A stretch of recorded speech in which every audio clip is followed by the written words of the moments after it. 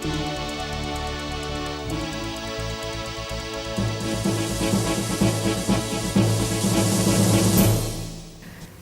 perusahaan migas PT Medco EP Malaka melalui Forum Medco Foundation mengadakan pelatihan pengelolaan ternak domba modern di peternakan domba Bukit Hitam, Aceh Timur.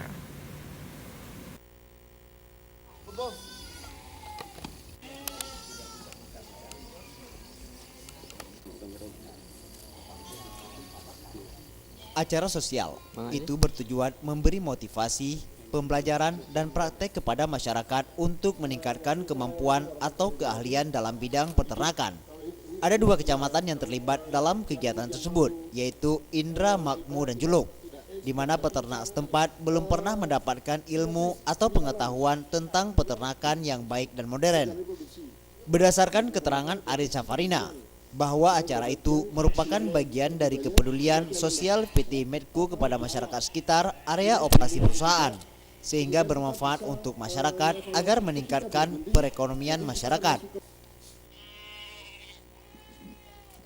Ini kalau dari ini kemungkinan ini sudah agak besar.